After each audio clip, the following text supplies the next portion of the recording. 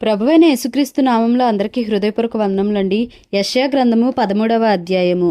ఆమోజు కుమారుడైన యెషయాకు బబులోను గూర్చి ప్రత్యక్షమైన దేవోక్తి. జనులు ప్రధానుల ద్వారములలో ప్రవేశించుటకు చెట్లు లేని కొండ మీద ధ్వజము నిలువబెట్టుడి, ఎలుగెత్తి వారిని పిలువుడి, సంజ్ఞ చేయుడి. నాకు ప్రతిష్ఠితులైన వారికి నేను ఆజ్ఞ ఇచ్చియున్నాను. నా కోపము తీర్చుకొనవలెనని నా పరాక్రమశాలురను పిలిపించియున్నాను. నా ప్రభావంను బట్టి హర్షించు వారిని పిలిపించియున్నాను. బహుజనుల ఘోష వలె కొండలలోని జన సమూహము వలన కలుగు శబ్దము వినుడి. కూడుకొను రాజ్యముల జనములు చేయు అల్లరి శబ్దము వినుడి.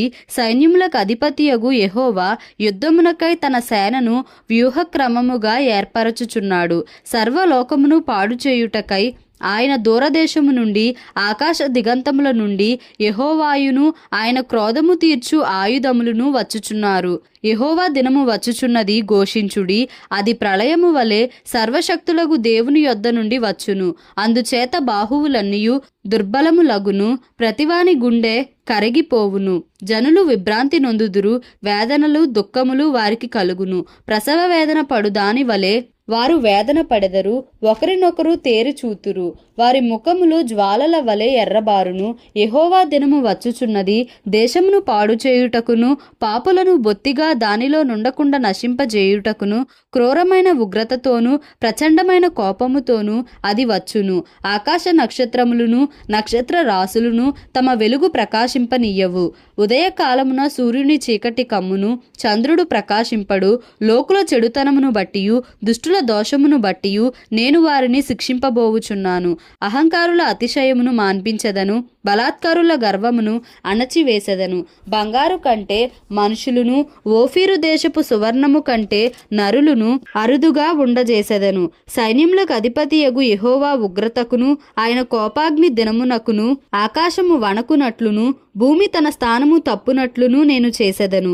అప్పుడు తరుమబడుచున్న జింకవలెను, పోగు చేయని గొర్రెల వలెను జనులు తమ తమ స్వజనుల తట్టు తిరుగుదురు, తమ తమ స్వదేశములకు పారిపోవుదురు.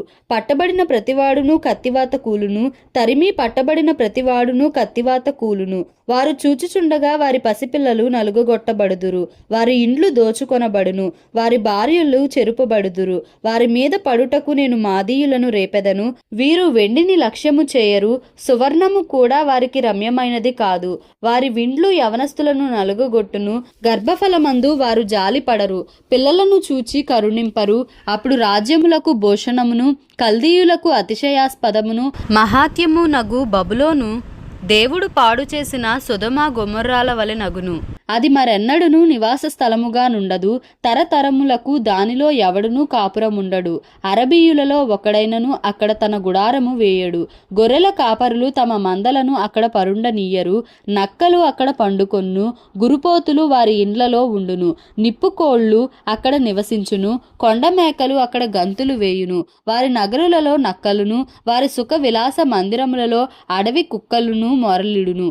ఆ దేశమునకు కాలము సమీపించియున్నది, దాని దినములు సంకుచితములు. యెషయా గ్రంథము 14వ అధ్యాయము. ఏలయనగా యెహోవా యాకోబునందు జాలిపడును, ఇంకను ఇశ్రాయేలును ఏర్పరచుకొనును. వారిని స్వదేశములో నివసింపజేయును, పరదేశులు వారిని కలిసికొందురు. వారు యాకోబు కుటుంబమును హత్తుకొని యుందురు, జనములు వారిని తీసుకొని వచ్చి వారి స్వదేశమున వారిని ప్రవేశపెట్టుదురు. ఇశ్రాయేలు వంశస్థులు యెహోవా దేశములో వారిని దాసులనుగాను పనికత్తెలనుగాను స్వాధీనపరచుకొందురు. వారు తమను చెరలో పెట్టిన వారిని చెరలో పెట్టి తమను బాధించిన వారిని ఏలుదురు.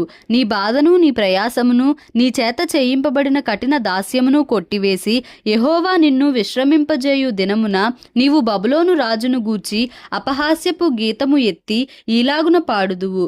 బాధించిన వారు ఎట్లు నశించిపోయిరి, రేగుచుండిన పట్టణము ఎట్లు నాశనమాయను.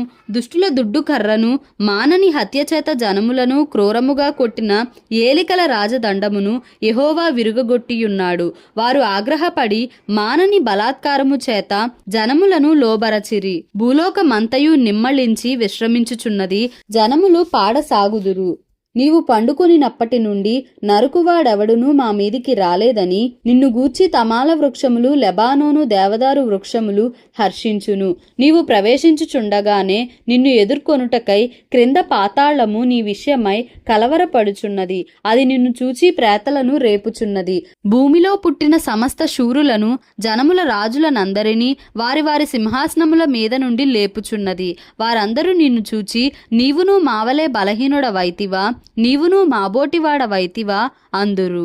నీ మహాత్యమును నీ స్వరమండలముల స్వరమును పాతాళమున పడవేయబడెను. నీ క్రింద పురుగులు వ్యాపించును, కీటకములు నిన్ను కప్పును. తేజో నక్షత్రమా వేకువ చుక్క, నీవెట్లు ఆకాశము నుండి పడితివి?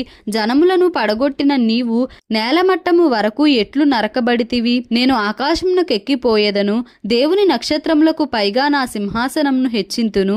ఉత్తర దిక్కుననున్న సభా పర్వతముల మీద కూర్చుందును, మేఘమండలము మీదికెక్కుదును.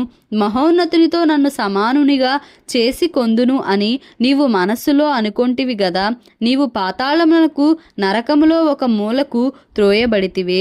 నిన్ను చూచువారు నిన్ను నిదానించి చూచుచూ ఇట్లు తలపోయుదురు. భూమిని కంపింపజేసి రాజ్యములను వణకించిన వాడు ఇతడేనా? లోకమును అడవిగా చేసి దాని పట్టణములను పాడు చేసిన వాడు ఇతడేనా? తాను చెరపట్టిన వారిని తమ నివాస స్థలములకు పోనీయని వాడు ఇతడేనా?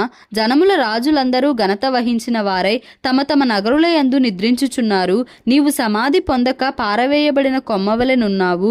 ఖడ్గము చేత పొడువబడి చచ్చిన వారి శవములతో కప్పబడిన వాడవైతివి. త్రొక్కబడిన పీనుగు వలెనైతివి. బిలము యొక్క రాళ్ల యొద్దకు దిగుచున్న వాని వలెనున్నావు.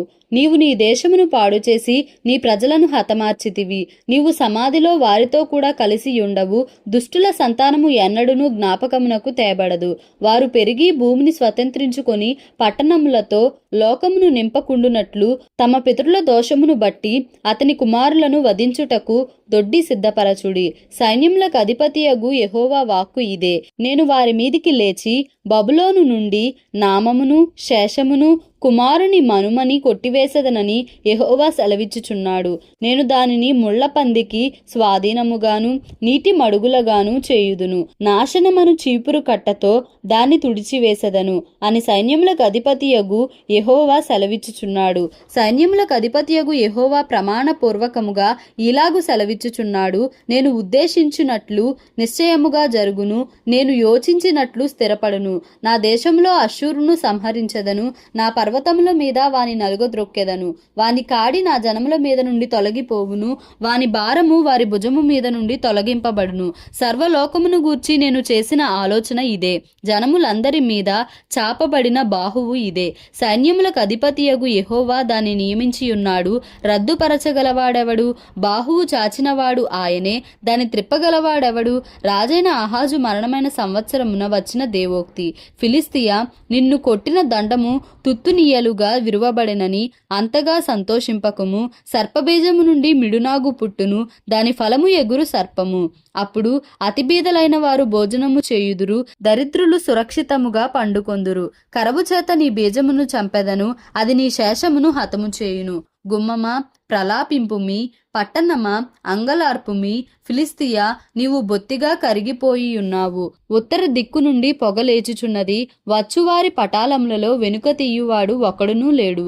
జనముల దోతకీయవలసిన ప్రత్యుత్తరమేది? యెహోవా సియోనును స్థాపించియున్నాడు.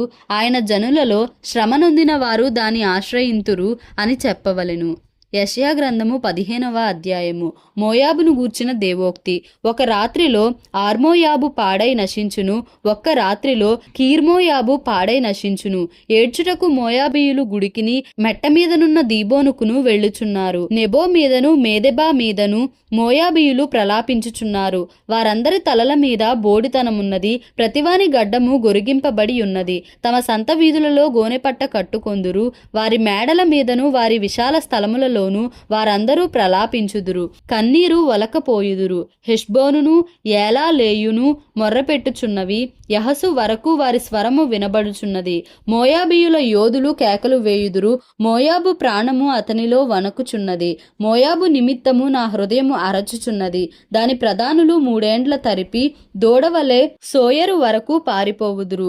లూహీతు ఎక్కుడు త్రోవను ఏడ్చుచు ఎక్కుదురు. నశించితిమేయని ఎలుగెత్తి కేకలు వేయుదురు. చేయుచు హొరొనయీము త్రోవను పోవుదురు. ఏలయనగా నిమ్రీము నీటి తావులు ఎడారులాయెను, అది ఇంకను అడవిగా ఉండును. గడ్డి ఎండిపోయెను, చెట్టు చేమలు వాడబారుచున్నవి, పచ్చనిది ఎక్కడనూ కనబడదు. ఒక్కొక్కడు సంపాదించిన ఆస్తిని, తాము కూర్చుకొన్న పదార్థములను నిరవంజి చెట్లున్న నది అవతలకు వారు మోసుకొని పోవుదురు. రోదనము మోయాబు సరిహద్దులలో వ్యాపించెను. అంగళార్పు ఎగ్లయీము వరకును బెయేరేలీము వరకును వినబడెను. ఏలయనగా దీమోను జలములు రక్తములాయెను, మరియు నేను దీమోను మీదికి ఇంకొక బాధను రప్పించెదను. మోయాబీయులలో నుండి తప్పించుకొనిన వారి మీదికిని, ఆ దేశంలో శేషించిన వారి మీదికిని సింహమును రప్పించెదను. దేవుడి పరిశుద్ధ వాక్యమును మన వినికిడిలో దీవించి ఆశీర్వదించునుగాక. ఆమేన్. Please like, share and subscribe for more videos.